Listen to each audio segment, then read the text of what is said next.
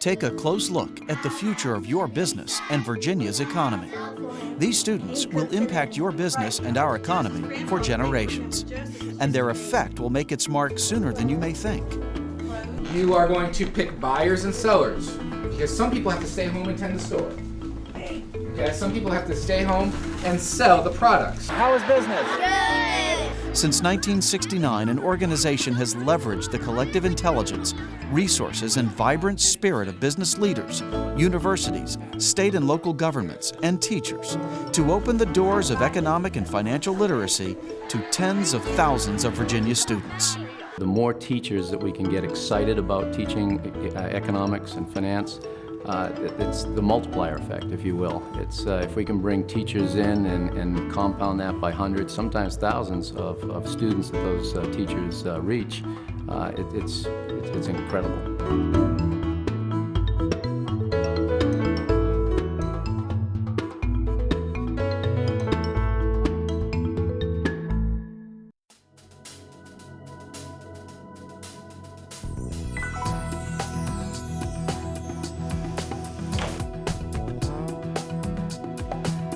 Any business wants to employ people who have a basic understanding of the American economic system versus people who do not. Since its inception, the Virginia Council on Economic Education has worked to create economically and financially literate students. Today, the importance of this mission cannot be overstated. From a resource point of view, what we're finding is a lot of our younger folks coming into the workplace aren't up to speed on where they should be on financial matters, economic matters. It's crucial that individuals understand how their credit report or their credit score, their credit rating affects their ability to transact business in life. What individuals really need to learn is that you should live based on what you earn on a week-to-week, month-to-month basis. You should not spend more than you earn. Students have to understand market economies. They're all market participants. They're going to be buying and selling either their labor or their goods and services for the rest of their lives. So they're going to be more effective participants in the market if they understand the way market economies work. I am thrilled I've taken the classes. It's just, I don't know, I feel like economics has just opened up this whole new world of things I would never look at. While you think that economics is so far out of reach, like today's class really brought it into perspective that it's stuff that we're doing now.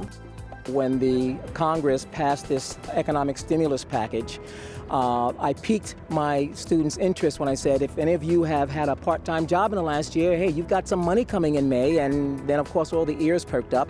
And as I explained what the Congress was doing, trying to stimulate the economy, and then related to what we were learning about fiscal policy, you could see in many of those eyes the light come on. Ah, I get it, I get it. Recently, I've been very interested in being the next chairman of the Federal Reserve, so that would be a nice goal to shoot for. Gentlemen, freedom to spend as one chooses, change jobs, and establish businesses are examples of economic freedom. In 2008, which of the following was reported as having the highest score for economic freedom? Hong Kong, Mexico, or Cuba? Hong Kong. Hong Kong is correct. Before they become competitors in the economic world, Virginia's students can find themselves under the lights in competition with each other to see who has the best understanding of our economy. The intense preparation for this competition helps these students take a significant step forward in becoming competent players in the Virginia economy. When we heard about this opportunity to do this, I had 16 students who started showing up for lunch for 3 weeks before the competition. They came every day for lunch for 3 weeks because they were excited about it. And to get kids excited about learning, you know, if a competition gets them excited about learning, that's great.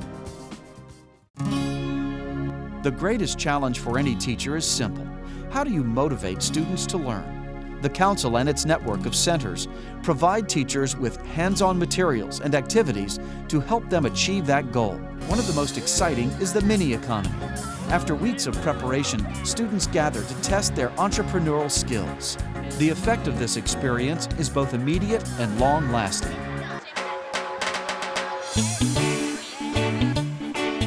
When you come here to this building and join forces with all these other counties, all these other schools, and see what all these kids have done and just the dynamics of all of it, it's very powerful. Only 5 more CDs left. That's mini box. They're hilarious. Going fast. They actually create their own economy, and they have to come up with a product. and then they have to go around from student to student and find out, would you buy this for so much money? And if you would, how many would you buy? And then they have to make some decisions. Do I need to lower the price, raise the price? If they're selling too fast, make the price higher. They're selling too slow, make it lower. I plan on spending my money wisely and not just spending it on everything that I find.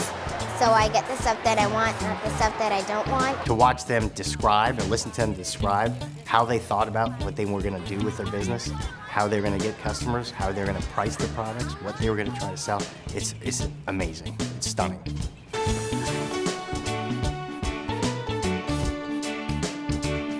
An entrepreneur is someone who takes a chance at something new and different. An entrepreneur is somebody, I think it's somebody that sells something or makes a product. I mean, these kids don't even realize they're learning right now. They're having fun, and in having fun, they're learning about how to build a business, how to understand pricing, how to understand supply and demand. Parents love it because the kids finally realize that there's a cost for everything.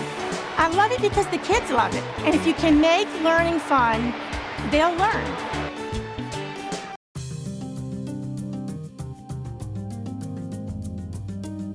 The stock market game is another tool the Council provides teachers to help motivate and excite students' interest in economic and financial education. The stock market game, for instance, is one of my great interests.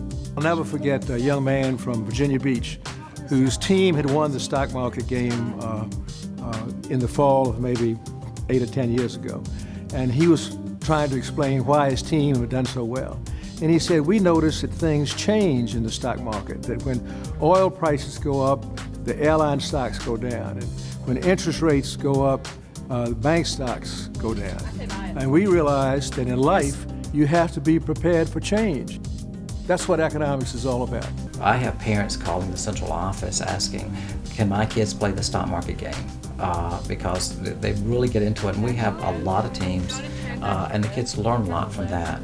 The mini economy, the stock market game, the Econ Challenge are just 3 of the Council's programs. Utilizing a network of university-based centers for economic education across Virginia, the Council empowers teachers by providing professional development and materials so teachers can arm their students with the economic knowledge and financial skills necessary to thrive in an ever-changing world. Actually, the center inspired us to put as much economics into our school system as we do. With having to offer everything that we have to offer, the Lynchburg Center has given us and provided us with the best resources that you could possibly have. And generally when our teachers go to workshops, they walk away with an armload of materials to use. When I was in college, I feel like I didn't get a lot of the economic side of in the education program or in the social sciences program that I went through. And when I started attending her courses on the recommendation of another teacher, I really found them to be just they were just full of things that were applicable to the classroom. I think I could teach an entire year on economics right now with the stuff I have. If I never went to another workshop, it's been very helpful. To me, there's no other discipline like it where you've got this partner all the time with you. And the better that we teach it, the better the students are going to learn it, and we teach it much better with a partner like the Virginia Council. I use the workshops at ODU that the Virginia Council provides, and I get resources that I would have to go out and spend my own money for, but I can go and I get them for free just by going to a workshop. And it's probably the best professional development that I've been involved in my years of teaching. The Council's model for reaching the largest number of students efficiently and effectively is simple. Be a resource and a partner for teachers and school divisions. The method is highly leveraged. We think that we get the multiplier effect. So if we teach a teacher, that teacher can teach 20 kids at a time for years to come, which is just more efficient and effective way to get the economic and financial information to the students of Virginia, which is really our target. As leaders of Virginia's economy, the most significant investment we can make is in our young people. The Virginia Council on Economic Education is a 501c3 nonprofit. Donations are tax deductible, and the Council's success is very much dependent on the resources provided by business leaders who understand the value of this investment.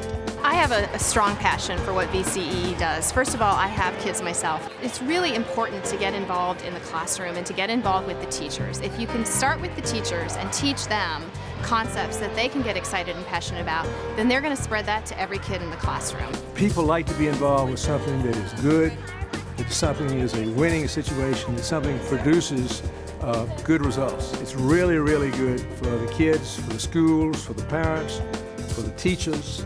The Virginia Council on Economic Education. Invest in your future. Invest in the success of our Commonwealth. Your investment will pay dividends every day.